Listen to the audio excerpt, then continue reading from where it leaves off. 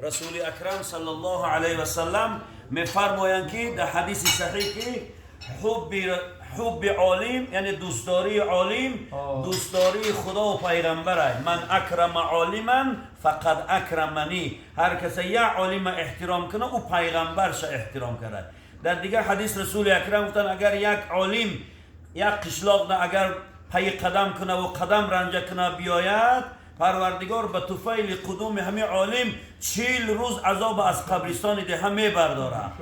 40 روز فیض و برکت و نصرت خدا در این قشلاق نازل می شود.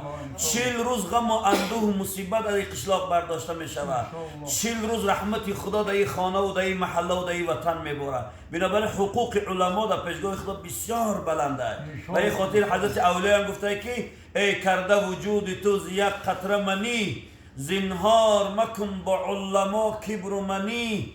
بشنو که چی گفت مصطفی مدنی، من اکرم عالما فقط اکرمنی. هر کی یک عالم احترام کنه پیغمبر خدا من احترام کنه. بنابراین رسول اکرم گفت العلماء ورثة الانبیاء، عالم ها جاینشینان منن، بعد من ای امت شما عالماتون احترام کنید. دوست داره که روز قیامت قطعی اینا چی محشور شه و فردای قیامت یا بنده را خدا میخیزانده در میدان قیامت میبیند دفتر اعمال پر از گناه و پر از مصیبت و غم و اندوه.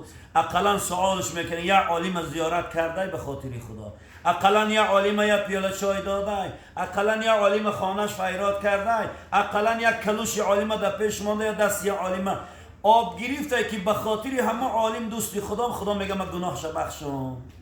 بنابراین این احترام عالما را دوست داشتن این فرض و واجب است. العلماء ورثة الانبیاء، عالما وارثای پیغمبر خدا.